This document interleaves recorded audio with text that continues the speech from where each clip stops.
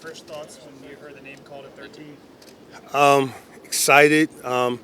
Just like any other draft, you're really excited to get an opportunity to work with these guys and, do your best to put them in the right spots to get them, to do well out there on the field, come, for practice, rookie mini camp, OTAs and things of that nature. But, good kid and just looking forward to working with them.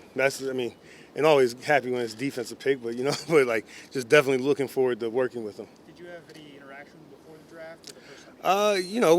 We do our best to do research on all the guys, so, whether it's, through the game tape talking or on the phones, the draft, the combine, some of the trips and stuff, but we get a good feel of the guys, but I won't get into any specifics per se, but like we get a good feel of the guys by, whether it's me specifically, position coaches, or the scouts. Do you have, obviously he's played just about every position on Clemson's line, which is a hybrid line, which I guess suits you guys well. Do you have a clear definition of what you envision him to be?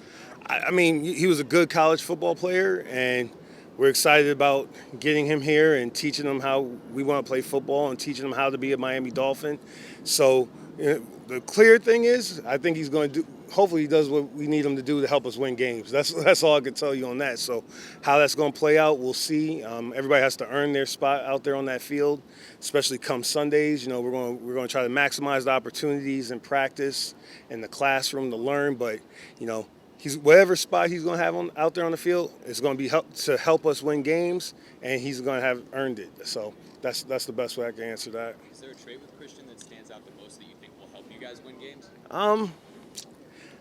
Just like, we talked about earlier in this process, just before when you guys first met us, a selfless guy that's going to put the team first. That's one of the things I'm looking for first. At this level, a lot of good players, a lot of good athletes, a lot of guys that can be physical, a lot of guys that know how to play football. They've been playing it for, somewhere between 8 to 10 years of their life, and they get here. And what's the difference? The difference on the good teams I've been on have been guys that are selfless, put the team first. So, that's one of the traits that stuck out with me with him. What about when you saw him on film? What jumped out at you? I think you can spot that on the film as well. Guys that are willing to sacrifice, whether it's with certain games in the pass rush, doing the dirty work to free up somebody else, playing double teams. Those are all the things that as I'm watching the tape, before you meet the person, you get a chance to really truly interact with them. That's what I'm looking for. Is this guy a selfless player that's gonna, is he holding that double team when we need him to hold, when they needed him to hold it? Is he penetrating on the game when really he's really the decoy? We're trying to free somebody else up. So you could see that on tape, and he did a good job at all that stuff. Very very versatile player for them, physical player, had some good athletic traits that we obviously that we look at and we like. So a lot of stuff stuck out on the film, but. Again, we got to see how it transfers here to the league, and he'll have to earn everything on the field. Coach, in this look at me society, how tough is it to find? This what? This look at me society. Okay, look at me. Yep. Okay. It's a different generation. How tough is it to find selfless guys that are going to do jobs So, like that? Are you implying that I'm part of this generation? I'm not that young, but I do appreciate that. But you guys do this stuff. No. You know what it is. It's not just in your business. No. Look at me. I'm not sure. I don't know. I've been coaching for 18 years now, different personalities. But the thing that comes down to when they come into the classroom with us, and from my experience, these guys all want to get coached. They all want to learn football, and our job is to help them get better. So, I think it's a privilege to be around these guys. They keep me young. I get to learn different slang and stuff like that. So I'm always excited to be around them. And the thing I do for them is the same thing my high school coach did for me. I'm honest with them. I give them correction, and then I let them know I'm going to be on them all the time until we get it right. So, and I think those guys all cherish that at the end of the day, whether it's this generation, the generations before. But so the kids are all the same still, to a certain degree. The challenge of this roster is there's not a lot of veterans. But there ain't a lot of seasoned veterans. You know what? The production on the field, that's the thing that we cherish most. So, whether you have 12 years in and nobody remembers last year anyway, nobody cares. As long as you're productive within the moment, that's the stuff we cherish, and that's the stuff that gets rewarded. Patrick, I know you can't address every need in the draft, but from the outside, we're wondering where the pass rush is. Where is the pass rush going to come from? The pass rush is going to come from us game planning it. Just like anything we do on defense, we're going to try to exploit the weaknesses of the offense. And I think, whether it's the pass rush, whether it's the run defense, the pass defense, those are things we'll do collectively, whoever's in that room, and then we'll decide who we're going to deploy in the different spots to work the pass rush. But the beauty about the pass rush, and I've always said this, is very fluid. Everything is very fluid. And if you kind of get it, and as you watch it and you're trying to get an understanding of it, you could take advantage of it. You could take advantage of it in different ways, in different shapes, different forms, different people.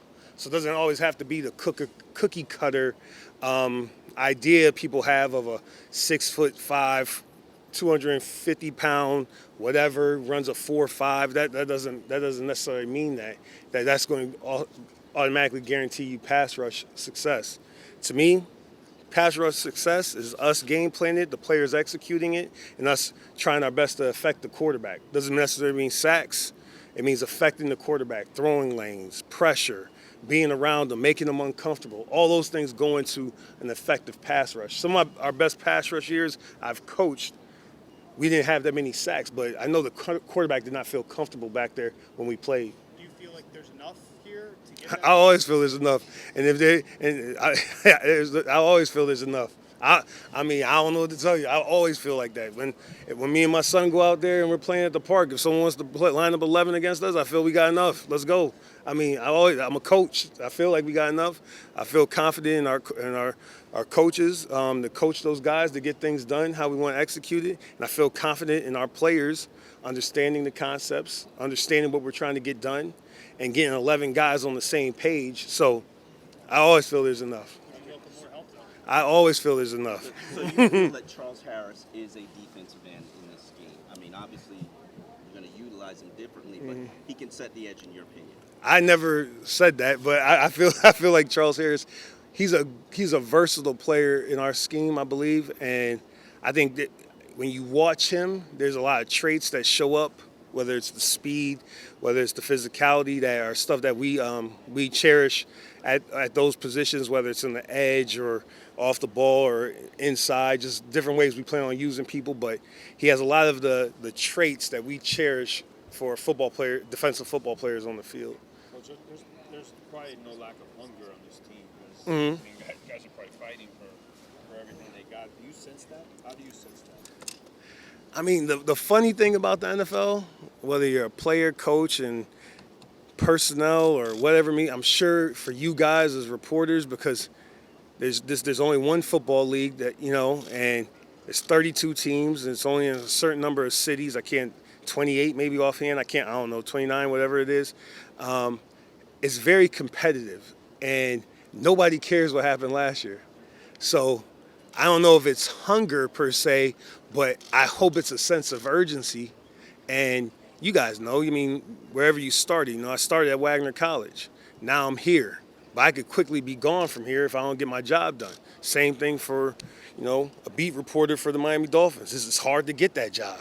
It's coveted because there's only 32 teams like this. So I don't know if it's hunger, but I hope it's a sense of urgency because I feel it every day. I love that. I love that about my job. I love the coaches hold me to that standard. Feel a sense of urgency from them. Feel a sense of urgency from my head coach. Feel a sense of urgency from my wife to get this thing done. So I like it. What is it like working for a head coach that in your position most of the time? It's been wonderful. Coach Flores has been a dear friend. I cherish his friendship. I cherish our working relationship. He's always been honest with me. That's all I can tell you. He's always been honest with me. So whether I'm doing stuff good, bad, whatever, he's been honest with me. And he talks about it with the players. In terms of his goal is to make them better versions of themselves. Like I think he does that with the people around him, and I feel like a better man on and off the football field for having known him.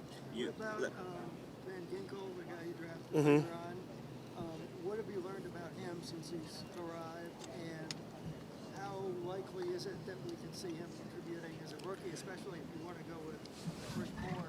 Well, I think that, Van Ginkel, very successful football player at the college level. did a lot of things that on tape that we liked, and what he ends up doing on the field here with the Miami Dolphins, that's all going to be based on what he earns out there on the field. But we're going to give him we're going to put him in the best spots to take advantage of his physical tools, his mental capability, smart guy. So, we haven't really got a chance to see those guys work out or anything yet. Everything starts tomorrow with rookie minicamp, but I'm looking forward to it. I don't know where it's going to lead to, but whatever it is, he's going to earn it. And if he's out there on Sunday, it's because he deserves to. Let me ask you this question. You've got a lot of defensive tackles, no nose. You've got a lot of a couple hybrid linebackers. No real defensive ends proven defensive ends unless you want to consider Jonathan Wood. Where are you going to set the edge? Where are we going to set the edge? Set the edge. There's going to be a bunch of guys that learn to set the edge. There's going to be a ton of guys to set the edge. And you know how it is in the league. The edge comes down to this. You got to get a feel for it. The traditional edge that we grew up knowing, of like, hey, they line up in two tight ends and they're going to run outside. I mean, that doesn't happen that often. Now, they might pull outside, so now, okay, that brings a whole nother set of people over there. But setting the edge is really getting a feel for it in terms of being physical at the point, proper angles with our bodies. But, we're teaching a bunch of guys to learn how to do that. So, I can't answer specifics. It could be a safety, it could be a defensive end, it could be an outside linebacker. We got plenty of guys that are learning that spot, learning how to set the edge, and I think we'll be fine as long as we, as long as they put in the work, as long as we keep guiding them in the right direction. I think we'll be fine on that. So